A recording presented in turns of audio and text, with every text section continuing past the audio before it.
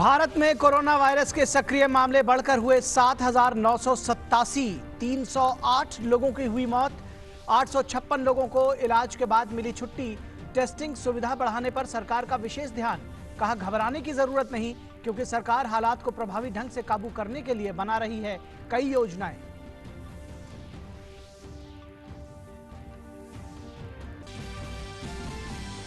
गृह मंत्रालय ने सभी राज्यों और केंद्र शासित प्रदेशों को पत्र लिखकर राहत शिविरों में रह रहे प्रवासी मजदूरों के कल्याण के लिए सुप्रीम कोर्ट के निर्देशों का पालन करने को कहा।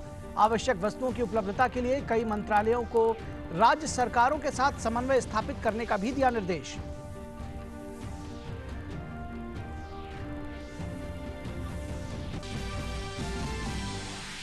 केंद्रीय स्वास्थ्य मंत्री डॉक्टर हर्षवर्धन ने CSIR के वैज्ञानिकों से वीडियो कॉन्फ्रेंसिंग के जरिए मौजूदा हालात की समीक्षा की। CSIR और सभी 38 प्रयोगशालाओं के निदेशकों के साथ देश भर में कोरोना वायरस के संक्रमण का फैलाव रोकने के लिए उठाए जा रहे कदमों पर की चर्चा। डॉक्टर हर्षवर्धन ने की वैज्ञानिकों से निश्चित समय सीमा में कोई समाधान विकसित करने की अपील। दिल्ली में कंटेनमेंट जोन इलाकों की संख्या बढ़कर हुई 43। कोविड-19 के सबसे ज्यादा खतरे वाले ऑरेंज जोन और रेड जोन को संक्रमण मुक्त करने का काम जारी।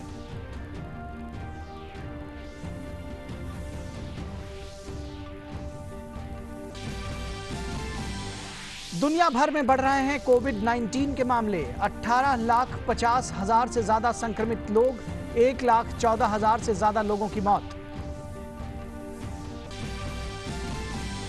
और अमेरिका के राष्ट्रपति डोनाल्ड ट्रंप ने कोविड-19 के मद्देनजर सभी 50 राज्यों के लिए राष्ट्रपति आपदा घोषणा पर किए हस्ताक्षर। अमेरिका में पिछले 24 घंटों में 1,514 लोगों की हुई मौत।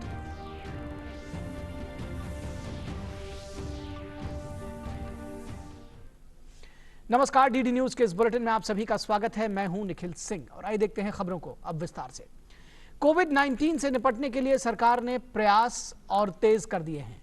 सरकार का फोकस अब टेस्टिंग सुविधाओं को और बढ़ाने पर है। सरकार ने कहा है कि कोविड-19 को लेकर घबराने की कोई जरूरत नहीं है, क्योंकि स्थिति से प्रभावी ढंग से निपटने के लिए उचित योजना बनाई जा रही है। राज्य सरकारों के साथ मिलकर केंद्र सरकार PPE, N95 mask, testing kit, ventilators की आपूर्ति सुनिश्चित कर रही है। वहीं संक्रमित लोगों के इलाज के लिए अस्पताल भी बनाए जा रहे हैं। भारत में अब तक सक्रिय मामले बढ़कर 7,987 हो गए हैं, जिनमें 308 लोगों की मौत हो चुकी है और 856 लोगों को के स्वास्थ्य में सुधार के बाद अस्पताल से छुट्टी दे दी गई है।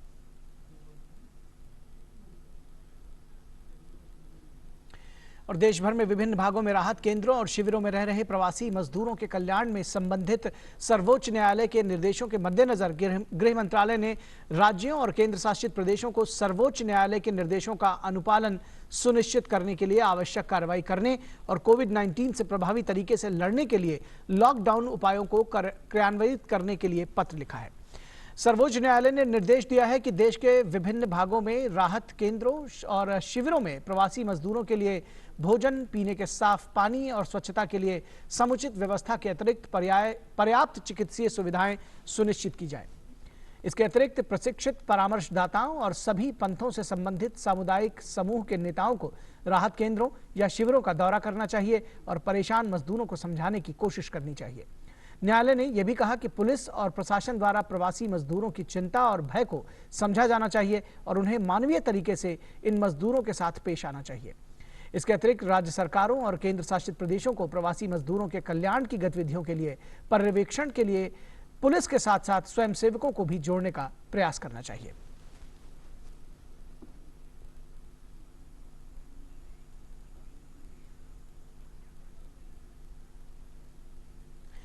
केंद्रीय स्वास्थ्य मंत्री डॉक्टर हर्षवर्धन ने वैज्ञानिकों से कोविड-19 संक्रमण का फैलाव रोकने के लिए निश्चित समय सीमा में कोई समाधान विकसित करने की अपील की है। स्वास्थ्य मंत्री ने वैज्ञानिकों को तय वक्त में कोविड-19 को नियंत्रण में करने के लिए हल ढूंढने को कहा है। हर्षवर्धन ने कहा कि ये युद्ध का वक्त है और हमें युद्ध खत्म होने से पहले ही इसका हल निकालना है। केंद्रीय मंत्री ने यह भी कहा कि पोलियो उन्मूलन में अहम भूमिका निभाने वाले जीनोम अनुक्रमण से भी मदद मिलेगी। उन्होंने कहा कि मुख्य रणनीति निर्धारण समूह का गठन कोरोना से संबंधित 5 मुख्य बिंदुओं की पहचान करना है। मुख्य गतिविधियों में डिजिटल आणविक निरीक्षण, नई दवाई और संबंधित प्रक्रिया शामिल करना है। अस्पतालों में सहायक उपकरण और पीपीई, आपूर्ति चेन, लॉजिस्टिक्स सपोर्ट्स और इसको शामिल करना है। 15 CSIR प्रयोगशालाएं बड़े उद्योगों, PSU, MSME और मंत्रालयों के साथ काम कर रही है। स्वास्थ्य मंत्री ने कहा कि जांच के नमूने लेने और जीनोम अनुक्रमण के लिए CSIR की सराहना की। CSIR NAL के BHEL और BEL के साथ मिलकर किए गए कामों को भी सराहता है।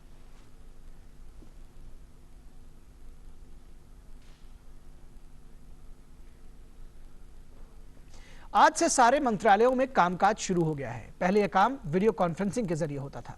केंद्रीय सूचना और प्रसारण मंत्री प्रकाश जावड़ेकर ने आज अपने सूचना प्रसारण मंत्रालय के अधिकारियों के साथ बैठक की। बैठक में केंद्रीय मंत्री ने मीडिया की भूमिका की सराहना करते हुए कहा कि स्वास्थ्य कर्मियों की तरह ही मीडिया कर्मी भी अग्रणी भूमिका निभा रहे हैं। कोविड महामारी के खिलाफ देश लड़ रहा है और प्रधानमंत्री जी के नेतृत्व में उसमें हम विजयी होंगे। इसमें जैसे डॉक्टर, नर्सेस, सफाई कर्मचारी, पुलिस कर्मचारी, सरकारी कर्मचारी, बैंक के कर्मचारी, वैसे ही मीडिया के कर्मी जो है वो भी एक तरह से फ्रंट लाइन काम करते हैं, क्योंकि लोगों तक खबर पहुंचाना उनका काम है, उसके लिए जगह जगह जाते हैं। तो मेरा पहला आज यही रहेगा कि आप अपना ख्याल करिए। प्रकाश जावड़ेकर ने कहा कि मीडिया कर्मियों ने से खबरों के तथ्यों की जांच करने के बाद ही खबर प्रसारित करने का आग्रह किया। केंद्रीय मंत्री ने कहा कि इस दौर में दूरदर्शन और बाकी मीडिया कर्मियों को भी सतर्क रहने की जरूरत है। साथ ही उन्होंने कहा कि जो भी काम आप करें, मास्क लगाकर करें। एक आग्रह है मीडिया से कि कोई भी न्यूज आती है, सेंसेशनलाइजेशन का ये वक्त नहीं है। इसलिए समझो किसान के बारे में कोई खबर आई तो कृषि मंत्रालय से आप पूछ लीजिए, एक बार चेक करिए। फूड मिनिस्ट्री का कुछ संबंध है, फूड मिनिस्ट्री से पूछिए। होम मिनिस्ट्री से है, होम मिनिस्ट्री में पूछिए। यानी संबंधित मंत्रालयों से पूछे और फिर चेक करके खबर देंगे तो ज़्यादा विश्वसनीय बनेगी। जैसे दूरदर्शन, आकाशवाणी, ये सब सेवाएं ढंग से चल रही है, लोगों तक हम सही खबरें पहुंचाएंगे और आप भी इसी काम में जुट जाइए, यही मेरी अपील है। और देश भर में कोविड-19 के मद्देनजर मास्क पहनना अनिवार्य कर दिया गया है। केंद्रीय मंत्री प्रकाश जावड़ेकर ने घर पर बनाए जाने वाले मास्क पर एक वीडियो शेयर किया है। यह मास्क सिर्फ 2 मिनट में तैयार किया जा सकता है। आइए देखते हैं कैसे तैयार होता है यह मास्क इस वीडियो में। अनेक तरीके हैं, एकदम आसान मैं आपको आज दिखा रहा हूं और मैं आज उसका यूज भी करूंगा। एक अच्छा साफ सुथरा रुमाल लिया है, उसको 1, 2, 3 ये किया। 2 रबर बैंड है वो यहां लिए। अब रबर बैंड को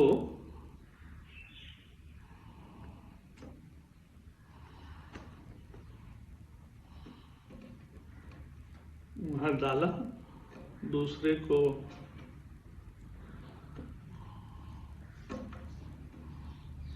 अब ये एक दूसरे में डालना।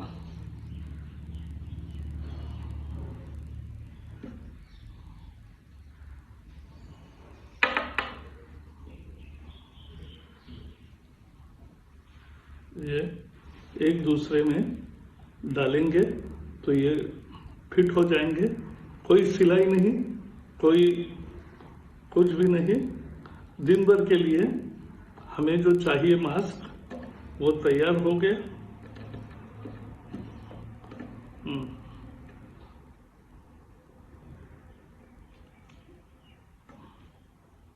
यही है मास्क, कितना आसान, आप भी करिए। आपने देखा कि कितनी आसानी से एक मास्क तैयार किया जा सकता है। इन दिनों सोशल मीडिया पर एक झूठ भारतीय स्टेट बैंक के ग्राहकों को परेशान कर रहा है। वायरल हो रही पोस्ट में दावा किया जा रहा है कि भारतीय रिजर्व बैंक ने स्टेट बैंक के आधार आधारित भुगतान प्रणाली यानी AEPS सर्वर को बंद कर दिया है। पीआईबी फैक्ट चेक टीम ने इसे खारिज किया है। पीआईबी ने कहा है कि यह दावा बिल्कुल गलत है। आरबीआई द्वारा ऐसा कोई फैसला नहीं लिया गया है। आरबीआई ने भारतीय स्टेट बैंक के आधार आधारित भुगतान प्रणाली के सर्वर को बंद नहीं किया है। सभी दर्शकों से अनुरोध है कि कृपया फर्जी खबरों पर ध्यान न दें और आधिकारिक स्रोतों से तथ्य की जांच करें। और पीआईबी फैक्ट चेक टीम ने सोशल मीडिया पर फैलाए जा रहे एक और दावे को खारिज किया है, जिसमें कहा जा रहा था कि स्वास्थ्य और परिवार कल्याण मंत्रालय ने पीसी और पीएनडीटी अधिनियम को गर्भाधान से पहले या बाद में लिंग चयन पर प्रतिबंध लगाता है। 30 जून तक इसे निलंबित कर दिया गया है। पीआईबी फैक्ट चेक टीम ने कहा है कि स्वास्थ्य और परिवार कल्याण मंत्रालय द्वारा ऐसा कोई काम नहीं किया गया है और यह खबर निराधार और फर्जी है। और दिल्ली में कोविड-19 के पहले से ज्यादा खतरे वाले ऑरेंज जोन और रेड जोन को संक्रमण मुक्त करने का काम लगातार जारी है। दिल्ली सरकार ने राजधानी में 3 और इलाके कंटेनमेंट जोन के तहत घोषित किए हैं।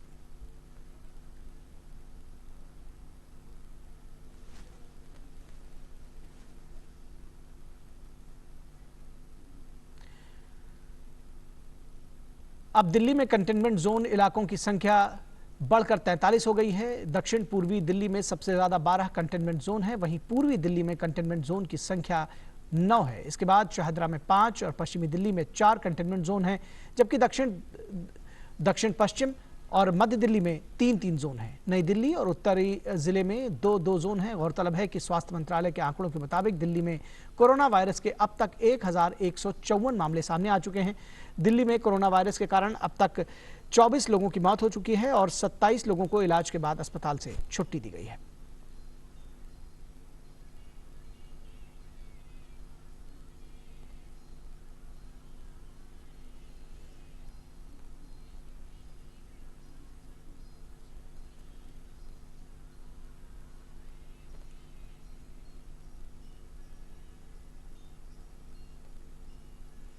और दिल्ली में 43 हॉटस्पॉट सील होने के बाद अब प्रशासन और पुलिस के सामने सबसे बड़ी चुनौती है कि लोगों के घरों में रखने की, ताकि लोग अपने घरों के अंदर ही रहें। राजधानी के मौजूदा हालात का जायजा लिया हमारे संवाददाता तापस भट्टाचार्य ने। लॉकडाउन दिल्ली में पूरी तरह से लागू हो चुका है, लेकिन जो सरदर्दी बनी हुई है एडमिनिस्ट्रेशन की और दिल्ली पुलिस की, वो है कैसे लोगों को घरों में रखें, कैसे लोगों को बाहर ना आने दिया जाए, जो अपने आप में एक बहुत बड़ी चुनौती बन के सामने आ रहा है। कंटेनमेंट जोन की जो हम बात करें, कंटेनमेंट जोन का जो लिस्ट है वो बढ़ चुका है, 40 के पार जा चुका है, 43 हो चुका है। तो पहले 20 था, फिर उसके बाद 30 हुआ, अब वो 43 बन चुका है। और उसका जो अहम रीजन है वो ये है कि किस तरीके से दिल्ली में स्पाइक हुआ है, किस तरीके से बढ़ोतरी हुई है कोरोना वायरस केसेस की, और इस वजह से जो अथॉरिटीज है वो बहुत ज़्यादा सजग है, कोशिश यही कर रहे हैं कि और इसको फैलने ना दिया जाए। और कंटेनमेंट जोन इसी वजह से बनाया गया है, जैसे कि लोग अपने घरों पे रहे, बाहर ना निकले उन जोन से। गवर्नमेंट स्कूल्स हैं उनमें उनको भी एक तरह से सेंटर्स में तब्दील कर दिया गया है, जहाँ पे लोगों को जो राशन है वो दिया जा रहा है। जैपनीज मशीनें मंगवाई गई है दिल्ली में कुछ जगहों को सैनिटाइज करने के लिए। तो ये भी एक अहम चीज़ है कि किस तरीके से जो जगह हैं, जो कोरोना वायरस से प्रभावित जगह हैं, उनको सैनिटाइज और साफ सुथरा किया जा रहा है। मैं तापस भट्टाचार्य, दूरदर्शन समाचार, दिल्ली। और दिल्ली के बाद बात राजस्थान की, जहां कोरोना के खिलाफ जंग जारी है। इस बीच राज्य सरकार ने मॉडिफाइड लॉकडाउन का भी प्लान बनाया है। इसमें सिनेमाघर, स्कूल और कॉलेज तो बंद रहेंगे, लेकिन जरूरी सामान की दुकानें खुली रहेंगी और ऑनलाइन सर्विस भी जारी रहेगी। देखिए रिपोर्ट विशाल बरिस्टो की। रूटलेस कंटेनमेंट के साथ राजस्थान में कोरोना के खिलाफ जंग जारी है। सरकार ने इस बीच मॉडिफाइड लॉकडाउन का भी प्लान बनाया है, जिसके मुताबिक सिनेमाघर, स्कूल और कॉलेज बंद रहेंगे, लेकिन ज़रूरी सामान की चीज़ें जैसे कि ऐसे स्टोर्स वो खुले रहेंगे। साथ ही इलेक्ट्रॉनिक आइटम जैसे मोबाइल्स, पंखे और एसी की दुकानें खुली रहेंगी, और वो रेस्तरां जो ऑनलाइन डिलीवरी करते हैं वो भी खुले रहेंगे। लेकिन मास्क लगाना शहरी इलाकों में जारी रहेगा। विशाल बैरिस्टो, डीडी न्यूज़, जयपुर। और सरकार ने लॉकडाउन के दौरान गरीब लोगों को राहत देने के लिए सरकार द्वारा लगातार सहायता दी जा रही है। लोगों को किसान सम्मान निधि योजना, उज्ज्वला योजना का लाभ मिल पा रहा है। प्रधानमंत्री जनधन योजना के तहत खाता धारकों के खातों में पैसे डाले गए हैं, जिसके बाद लोगों ने पीएम मोदी का आभार जताया है।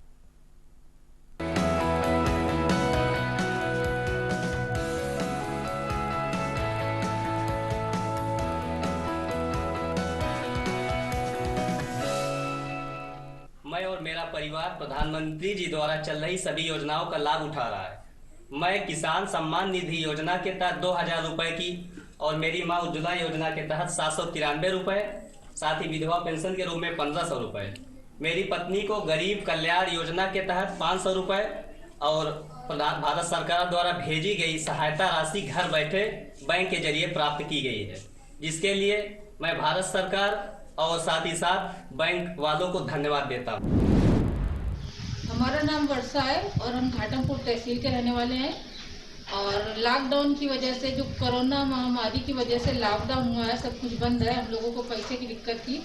इसकी वजह से जो सरकार ने पैसा भेजा है उसके तहत पिताजी के वृद्धावस्था वाला पैसा आ चुका है उनके खाते में, और माताजी के खाते में जो गैस सिलेंडर का पैसा था, उज्ज्वला गैस सिलेंडर वाला वो आ चुका है, और हमारे और भाभी के खाते में जो गरीब महिला परिवार कल्याण का पैसा आना था 500 रुपये, वो आ चुका है।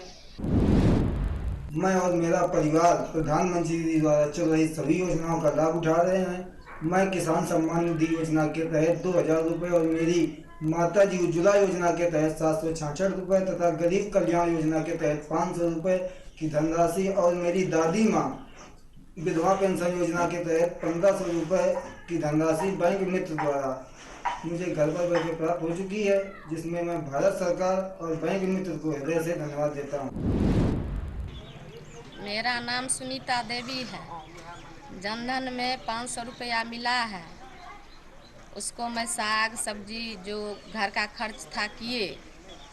उसके बाद वृद्धा पेंशन भी मिला है, उससे भी दवाई दारू किए हैं, और गैस सिलेंडर भी मिला है, उस पर घर में बनाकर खा रहे हैं, और वायरस से बचने के लिए घर में रह रहे हैं।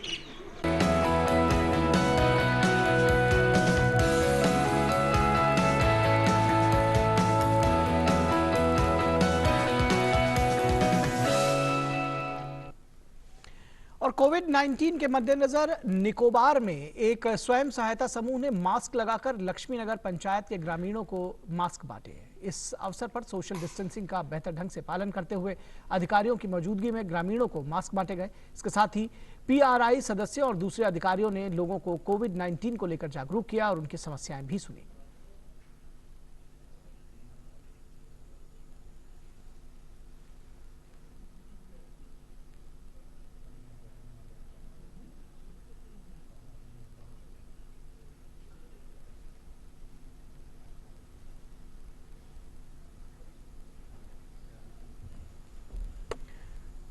तो भारत के हर कोने में कोविड-19 को लेकर लड़ाई जारी है। ये तस्वीरें आप अंडमान निकोबार के लक्ष्मीनगर पंचायत से देख रहे हैं। और भारतीय नौसेना ने मुंबई के घाटकोपर में ईरान से आए 44 व्यक्तियों को क्वारंटाइन करने में सफलता हासिल की। इन 44 व्यक्तियों ने 30 दिन देखरेख में बिताए, जिसमें इन सभी लोगों की कोरोना वायरस से संक्रमित होने की जांच रिपोर्ट 28 मार्च को नेगेटिव आई थी। नौसेना के चिकित्सा कर्मचारियों की एक टीम को सुविधा उपलब्ध कराने और सफाई का ध्यान रखने के लिए एक और संरक्षण टीम की मदद मिली। सभी विस्थापितों को एक पुस्तकालय और की सुविधा मिली और टीवी देखने की सुविधा के साथ ही इंडोर गेम्स की भी सुविधा उपलब्ध कराई गई थी। विस्थापितों के रहने की समय सीमा बढ़ा दी गई थी, क्योंकि उन्हें लॉकडाउन के कारण श्रीनगर और लद्दाख में अपने घरों की यात्रा करने के लिए परिवहन का कोई साधन मौजूद नहीं था। भारतीय वायुसेना के विमानों द्वारा उन्हें 12 अप्रैल को वापस एयरलिफ्ट के जरिए श्रीनगर भेजा गया। भारतीय नौसेना ने कोविड-19 के खिलाफ लड़ाई में राष्ट्रीय प्रयास की सहायता के लिए अपनी प्रतिबद्धता जाहिर की है और भारत के नागरिकों और नागरिक प्रशासन की हर संभव मदद करने का भरोसा जताया है। आज से खेल मंत्रालय में भी आधिकारिक तौर पर कामकाज शुरू हो गया है। केंद्रीय मंत्री किरेन रिजिजू भी मंत्रालय पहुंचे और कार्यभार संभाला। इस मौके पर केंद्रीय मंत्री ने कहा कि सिर्फ जरूरी लोग ही कार्यालय आएंगे और सभी दिशा निर्देशों का पालन करेंगे। यहाँ जो सीनियर ऑफिसर्स हैं और जो ज़रूरी है वही आएंगे, बाकी स्टाफ तो अभी आएंगे नहीं।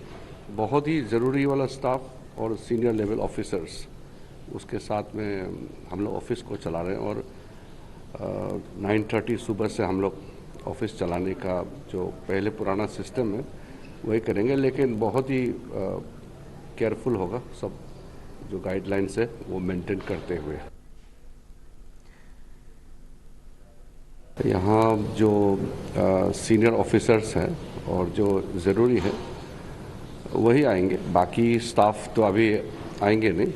बहुत ही ज़रूरी वाला स्टाफ और सीनियर लेवल ऑफिसर्स उसके साथ में हम लोग ऑफिस को चला रहे हैं और 9:30 सुबह से हम लोग ऑफिस चलाने का जो पहले पुराना सिस्टम है वही करेंगे, लेकिन बहुत ही केयरफुल होगा, सब जो गाइडलाइंस है वो मेंटेन करते हुए।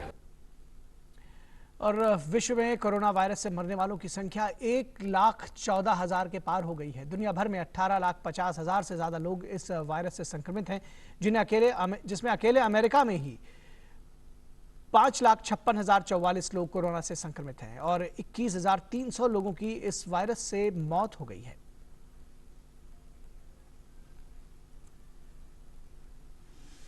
और अमेरिका में कोरोना महामारी का प्रकोप कम होने का नाम नहीं ले रहा है। हर गुजरते दिन के साथ यहां मृतकों की संख्या तेजी से बढ़ रही है। बीते 24 घंटों में यहां कोरोना संक्रमण से 1,514 और लोगों की जान चली गई, जिसके बाद अब यहां मृतकों की कुल संख्या 22,000 से अधिक हो गई है, जो पूरी दुनिया में सर्वाधिक है। सिर्फ न्यूयॉर्क में ही अब तक 9,385 लोगों की मौत हो चुकी है। अमेरिका में कोरोना संक्रमितों की संख्या भी विश्व में सबसे ज्यादा है। अब तक यहाँ 5,55,000 से अधिक लोग इस लाइलाज बीमारी की चपेट में आ चुके हैं। और इस बीच अमेरिकी राष्ट्रपति डोनाल्ड ट्रंप ने सभी 50 राज्यों में राष्ट्रीय आपातकाल की घोषणा कर दी है। और इटली की बात करें तो इटली में रविवार को कोरोना वायरस से 431 और लोगों की मौत हो गई। ये 3 सप्ताह के दौरान एक ही दिन में मरने वालों की सबसे कम संख्या है। इससे पहले 19 मार्च को 427 लोगों की जान गई थी। इटली में अब तक के आंकड़ों के मुताबिक कोरोना से 19,899 लोगों की मौत हो चुकी है, जो अमेरिका से मौत की संख्या के मामले में दूसरे नंबर पर है। इटली में कोरोना से अब तक कुल 1,56,363 लोग संक्रमित हुए हैं। हालांकि इटली में पिछले कई दिनों से मृतकों की संख्या कम हो रही है और स्वस्थ होने वालों की संख्या बढ़ रही है। वहीं इटली में कोरोना के मामले रोकने के लिए लॉकडाउन की अवधि 3 मई तक के लिए बढ़ा दी गई है। और कोरोना वायरस के इस संकट की घड़ी में स्पेन के मैड्रिड में कुछ राहत के क्षण देखने को मिले, जब मैड्रिड में पुलिस अधिकारियों ने एक अस्पताल के बाहर गाना बजाकर स्वास्थ्य कर्मियों का शुक्रिया अदा किया। स्वास्थ्य कर्मियों ने भी खुशी की ताली बजाकर डांस किया। स्पेन में तालाबंदी के लगभग 1 महीने के बाद ये कुछ राहत के पल थे। हालांकि रविवार को 3 दिनों में पहली बार स्पेन में कोरोना वायरस की मौत का आंकड़ा बढ़ गया। पिछले 24 घंटों में कुल 619 लोगों की मौत हो गई, जिसमें मरने वालों की संख्या 17,209 हो गई है। पुष्ट हुए मामलों में लगभग 2.6% की वृद्धि हुई है, जिसके बाद कुल संक्रमितों की संख्या 1,66,831 हो गई है। अप्रैल की शुरुआत में कोरोना वायरस से होने वाली मौतें चरम पर थी और कड़े लॉकडाउन प्रतिबंधों के बाद इस संख्या में कुछ कमी देखने को मिली थी। इस बीच सभी गैर जरूरी श्रमिकों को घर पर रहने के लिए कहा गया है, लेकिन सरकार अब 27 मार्च को लागू किए गए कम सख्त प्रतिबंधों को वापस लाने की योजना बना रही है। और संयुक्त अरब अमीरात में कोविड-19 के 387 नए मामले सामने आए हैं। इसके साथ ही देश में इन मामलों की संख्या बढ़कर 4,123 हो गई है। यूएई में भी कोरोना से अब तक 22 लोगों की मौत हो चुकी है। स्वास्थ्य एवं रोकथाम मंत्रालय के मुताबिक ठीक होने वाले कोरोना मरीजों की संख्या 680 हो गई है। कुल 92 संक्रमित लोग पूरी तरह ठीक हो गए। कोरोना से 2 मरीजों की मौत भी हुई है। ये दोनों एशियाई नागरिक थे और उन्हें पहले से बीमारियां थी। इस बीच सऊदी अरब में पिछले 24 घंटे में 429 नए मामले सामने आने के बाद संक्रमित मामलों की संख्या बढ़कर 4,262 हो गई है। और राष्ट्रपति रामनाथ कोविंद ने सभी देशवासियों को बैसाखी की बधाई दी है। ट्वीट में राष्ट्रपति ने कहा कि बैसाखी की सभी देशवासियों, विशेषकर पंजाब के हमारे भाइयों और बहनों को हार्दिक बधाई। मेरी शुभकामना है कि ये पर्व सभी के जीवन में सुख, स्वास्थ्य और समृद्धि का संचार करे। और प्रधानमंत्री नरेंद्र मोदी ने भी बैसाखी के पावन अवसर पर देशवासियों को बहुत बहुत शुभकामनाएं दी हैं। ट्विटर पर संदेश में पीएम ने कहा कि नई उमंगों से जुड़ा यह त्योहार सभी के जीवन में नई ऊर्जा और नए उत्साह का संचार करे। डॉक्टर तन्मय तालुकर कोरोना वायरस के बारे में लोगों को आवश्यक सलाह दे रहे हैं। उन्होंने बीमारी से बचाव के लिए उपाय भी बताए। उन्होंने बताया कि इलाज के साथ साथ मरीजों का भय मिटाना भी बेहद जरूरी है। पिछले कुछ हफ्तों से मैं एवं हमारे संस्थान के कई अन्य स्वास्थ्य कर्मी कोविड-19 के संदिग्ध मरीजों को सलाह देने के साथ साथ उनकी ट्राइजिंग, स्क्रीनिंग एवं आगे की कार्यवाही में लगे हुए हैं। इस कार्य में कुछ चुनौतियां अवश्य आ रही हैं, जैसे मामूली परेशानी और तकलीफ के साथ आए हुए संदिग्ध मरीजों को अपने ही घर में रहने के लिए राजी करना, जिसे हम लोग होम क्वारंटीन कहते हैं। उसी प्रकार हल्की फुल्की तकलीफ वाले वो मरीज जो जांच में पॉजिटिव पाए गए हैं, उन्हें ये समझाना कि उनका आइसोलेशन में भर्ती होना अनिवार्य है। हम भय और शंका को मिटाकर उन्हें ये बताने का प्रयास करते हैं कि इससे सिर्फ उनका ही भला नहीं होता है, परंतु साथ साथ उनका परिवार भी सुरक्षित रहता है। और बुलेटिन के अंत में हम आपको दिखाते हैं स्वास्थ्य मंत्रालय द्वारा आरोग्य सेतु ऐप पर जारी एक वीडियो। कैसे इस ऐप से खुद को और अपने राष्ट्र को सुरक्षित रखें।